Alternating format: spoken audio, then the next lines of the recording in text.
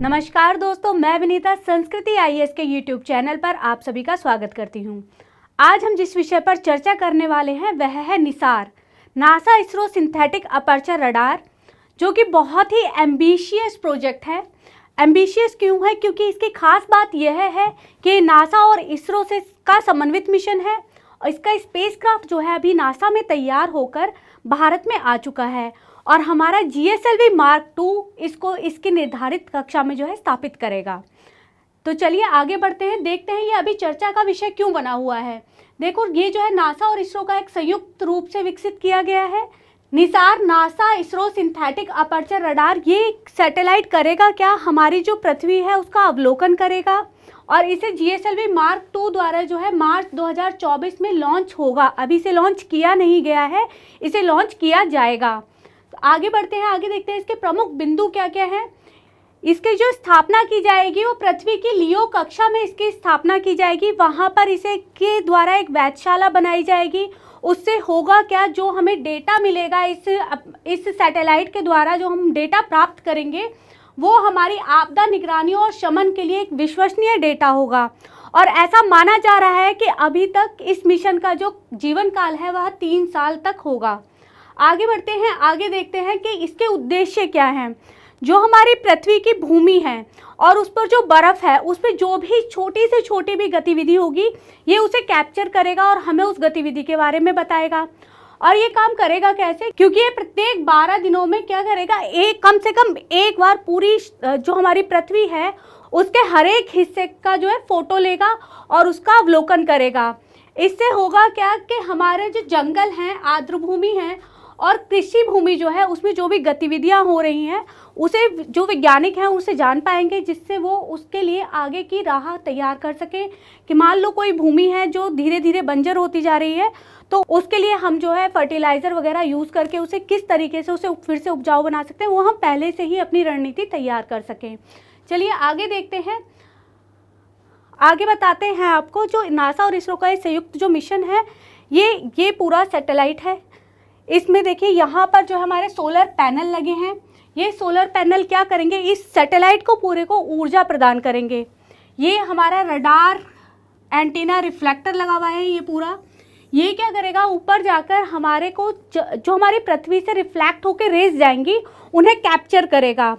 बाकी देखो यहाँ पे और एंटीनास लगे हैं अलग अलग। ये एंटीनास क्या करेंगे, जो हमारी अलग अलग बैंड्स होती हैं, क्योंकि जो भी सैटेलाइट होता है वो अलग अलग बैंड्स पे काम करता है। L बैंड हुई, S बैंड हुई, C बैंड हुई, ये सारी बैंड्स इन एंटीनास के थ्रू जो है नीचे धरती पर भेजी जाएंगी और रिफ्लेक्ट होकर उनकी इमेज यहाँ से कैप्चर की जाएगी।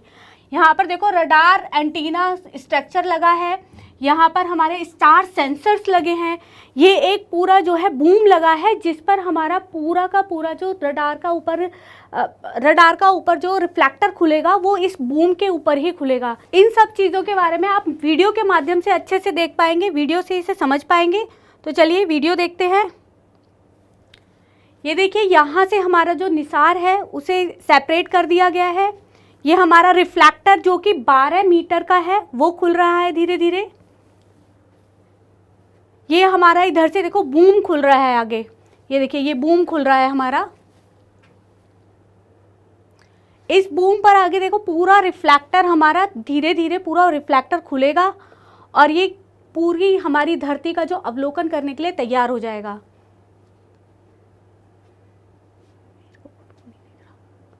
ये देखिए ये पूरा हमारा रिफ्लेक्टर एक छतरी की तरह पूरा खुल चुका है।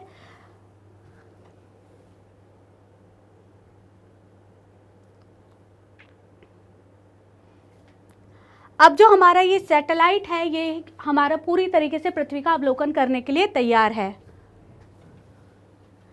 चलिए अब आगे देखते हैं, आगे चीज़ों को समझते हैं।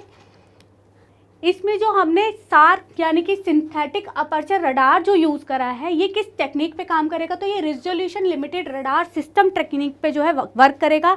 इसमें होगा क्या कि हम एक पर्टिकुलर एरिया का अच्छे से अवलोकन कर पाएंगे। वो पर्टिकुलर एरिया पे रेज आएंगी, वहाँ से रिफ्लेक्ट होके वापस जाएंगी। आगे देखिए ये क्या है, ये जो है अंतरिक्ष में पहला ऐसा रडार होगा जो पृथ्वी की अवस्थिति का पूर्ण रूप से मानचित्रण कर पाएगा, पूरी तरीके से हमें अच्छे से पूरी चीज़ें बता पाएगा।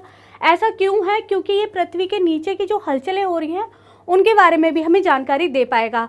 वो कैसे देगा हम अभी बताएंगे आपको। रडार में जो है 2 अलग अलग आवृत्तियों के यानी कि L और S बैंड का उपयोग करके उसकी छोटी से छोटी जो गतिविधि है, जो उसकी सेंटीमीटर तक की गतिविधि को हम देख पाएंगे।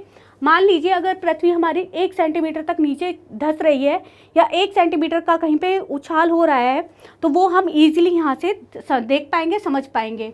यहाँ पर देखो जो L बैंड है और S बैंड, हमने ये 2 बैंड्स आपको बताए। इन बैंड्स की जो फ्रिक्वेंसी होती है उसके बारे में बताते हैं और ये किस तरीके से काम करेंगे वो बताते हैं थोड़ा सा। तो जो हमारा L बैंड होता है, इसकी जो फ्रिक्वेंसी होती है वो 1 से 2 गीगाहर्ट्ज़ तक होती है।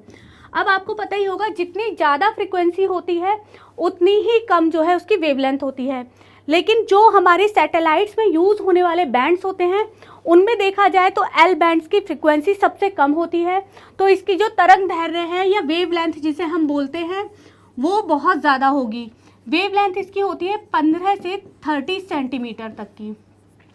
ये L बैंड्स करते क्या है, जो हमारी पृथ्वी की ऊपरी परत के नीचे के आंतरिक हिस्सों को भी ये कैप्चर कर पाते हैं कि अंदर क्या क्या चीज़ें हैं। मानो हम आपको एक एग्जांपल देके समझाते हैं। आप रेगिस्तान में गए, आप लोग या ऊपर से जो और सैटेलाइट है वो उस रेगिस्तान के सिर्फ ऊपर की पिक्चर्स ले पाएंगे, लेकिन ये जो सैटेलाइट है ये क्या करेगा, उसके नीचे पहले कभी अगर कहीं पे पानी का रिजर्व रहा हो या कहीं पे कोई रॉकी एरिया हो, कहीं पे जो धरती है वो सॉफ्ट है या किस तरीके की है, वो सारी पिक्चर्स भी हमें यहाँ से देख पाएंगे।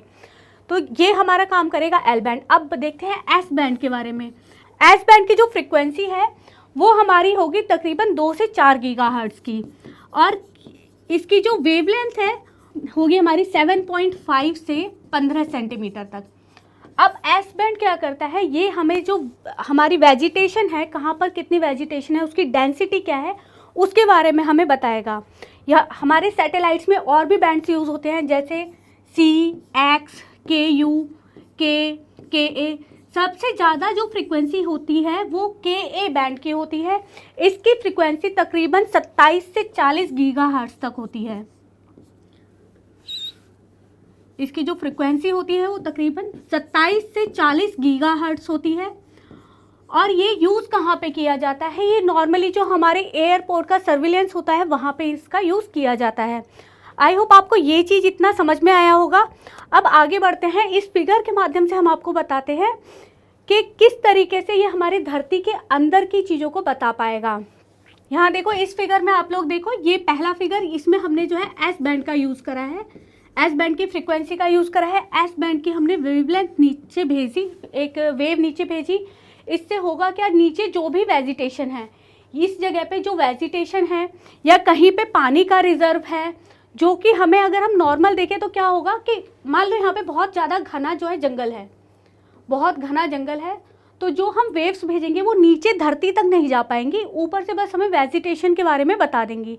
लेकिन जब हम यहाँ पर इस बैंड का यूज़ करेंगे तो क्या होगा, ये धरती तक नीचे आकर हमें अगर यहाँ पर कहीं पानी का रिजर्व है थोड़ा बहुत या कोई भी चीज़ और अलग से कोई चीज़ें हैं तो वो हम यहाँ से देख पाएंगे और वेजिटेशन की पूरी डेंसिटी ये हमें बता पाएगी।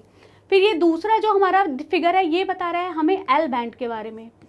L बैंड से क्या होगा कि हम पृथ्वी के नीचे, ये देखिए यहाँ पर क्या है, ये ऊपर, यहाँ पर जो है ये हमारी सिर्फ ऊपरी परत है, इसके नीचे तक ये जाके पेनिट्रेट हो पा रही है। क्यों? क्योंकि इनकी वेवलेंथ बहुत ज़्यादा है, तो ये नीचे तक पेनिट्रेट होके यहाँ जो ऊपर मान लो अगर रेत है तो इसके नीचे कभी अगर यहाँ पर कभी पानी रहा हो या नीचे अगर रॉकी रीजन है या नीचे कभी यहाँ पर उन्हें लगा हो कि बहुत ज़्यादा सॉफ्ट भूमि है, तो वो सारी चीज़ों का एक फिगर के माध्यम से हमें बता पाएगी। अब अगर हम इस दूसरे फिगर को देखें तो ये दूसरा फिगर आपको बताएगा कि किस तरीके से हमें अर्थ के मूवमेंट का पता चलेगा कि वो कितना नीचे या कितना ऊपर आ रही है। देखो, उसने पहले दिन में ये फिगर लिया, ये पिक्चर खींचा, उसके बाद उसने कुछ दिन बाद जैसे कि मैंने आपको बताया हर एक 12 दिन पे, प्रत्येक 12 दिन बाद वो पृथ्वी के हर हिस्से का एक फ़ोटो कैप्चर करेगा। तो फिर क्या होगा, यहाँ पर दूसरी फिगर उसने मान लो 24 दिन बाद ली और उसके बाद यहाँ पर इसको एक इस तरीके की फिगर आपको दिखाई देगी। इन दोनों फिगर्स का कंपैरिजन करके वो ये फिगर आपको दिखाएगा। अब इस फिगर में ये देखो आपको अलग अलग कलर्स दिख रहे हैं, यहाँ पर हमें पूरी वेजिटेशन और यहाँ बीच में देखो ये पानी और सारी चीज़ें दिख रही हैं, बट यहाँ पर हमें सारे अलग अलग कलर दिख रहे हैं, वेजिटेशन नहीं दिख रहा है। यहाँ पर हमने जो आपको ये पैरामीटर बताया ये -6 सेंटीमीटर से +6 सेंटीमीटर तक का है। जहाँ पे पृथ्वी -6 सेंटीमीटर मतलब अपने तल से माइनस नीचे की तरफ 6 सेंटीमीटर जा रही है, वहाँ पे आपको कलर ब्लू नज़र आएगा, जैसा कि यहाँ पे आपको ब्लू नज़र आ रहा है। और जहाँ पर एज इट इज़ है कोई चेंजेस नहीं है, वहाँ पर आपको ये पिंक और पर्पल सा कलर नज़र आएगा, जैसे ये चीज़ें आपको नज़र आ रही हैं थोड़ी ये वाली। और जहाँ ये अपने लेवल से 6 सेंटीमीटर ऊपर आ रही है वहाँ आपको ये कलर नज़र आएगा, जैसा कि इसमें ऐसा एज इट इज़ कहीं दिख नहीं रहा है, मिक्सचर है। तो ये सारी चीज़ें आपको समझ में आए कि किस तरीके से हमें ये एक मैपिंग देगा। ये जो है हमारे को कोई भी अगर कहीं पे क्षति हुई, मान लो कहीं पे बाढ़ आई या सुनामी आई, उसकी वजह से उस एरिया को जो भी नुकसान हुआ उसकी भी एक आपको इमेज इसी तरीके से एक इमेज बना के दे देगा, जिसका अवलोकन करने में जो साइंटिस्ट हैं उन्हें बहुत ज़्यादा टाइम लग जाता है, ये उसे कुछ ही दिनों में पूरी आपको इमेज क्रिएट करके दे देगा। देखो ये पूरी जो आपने टेक्निक देखी ये किस पे काम करती है, ये इंसार पे काम करती है। पूरी जो टेक्निक है ये इसे बोला जाता है इंसार। इससे होता क्या है, अगर कहीं पे वॉल्केनिक इरप्शन होने वाला है या पृथ्वी के नीचे की सतह पर जो भी हलचल हो रही है उसकी वजह से जो हमारे अर्थक्वेक्स आते हैं या सुनामी आती है उसके बारे में हमें आसानी से जानकारी मिल सके और उसके लिए हम कोई भी अलार्म अलर्ट कर सके, लोगों को वहाँ से हटा सके और एक बचाव के लिए जो भी हमारे प्रक्रिया होती है उसे बना सके। अब देखिए आगे बढ़ते हैं, आगे देखते हैं जो इसको लेके जाने वाला व्हीकल है उसके बारे में थोड़ा सा बात करते हैं। GSLV Mark II, इसे एक टाइम पे हम लोग नॉटी बॉय के नाम से जानते थे। क्यों? क्योंकि इसके द्वारा जो भी हमने मिशन भेजा वो पूरी तरीके से सफल नहीं हो पाता था और इस पर्टिकुलर व्हीकल की वजह से हमें बहुत ज़्यादा टेंशन रहती थी, हमारे साइंटिस्ट बहुत परेशान रहते थे। लेकिन अभी हाल ही में इसके द्वारा अभी जो भी लॉन्च किए गए हैं वो कंफर्टेबली और टू द पॉइंट किए गए हैं, तो इसलिए अब इसकी इस पर बहुत बड़ी जिम्मेदारी दी गई है हमारे निसार को उसकी कक्षा में पहुंचाने की, क्योंकि निसार जो है हमारा अर्थ ऑब्जर्वेशन सैटेलाइट की कैटेगरी में सबसे महंगा और सबसे एम्बिशियस मिशन है। अब देखिए जो हमारा GSLV है वो कहाँ कहाँ पर हमारे पेलोड्स को लेके जा सकता है, कहाँ कहाँ तक हमारी सैटेलाइट्स को लेके जा सकता है। तो पृथ्वी की निम्न कक्षा में और साथ ही साथ जियो स्टेशनरी सैटेलाइट में यानी कि भूस्थैतिक कक्षा में, दोनों में ये हमारे सैटेलाइट्स को और पेलोड्स को लेके जा सकता है। पर वहाँ पर सिर्फ वजन का डिफरेंस होता है। अगर ये लियो में लेके जा रहा है, निम्न स्तरीय कक्षा में लेके जा रहा है, तो वहाँ पे 6000 किलोग्राम तक का पेलोड ये लेके जा सकता है। साथ ही साथ अगर ये जियो स्टेशनरी सैटेलाइट में लेके जा रहा है तो 2250 किलोग्राम तक का वेट ये ऊपर लेके जा पाएगा।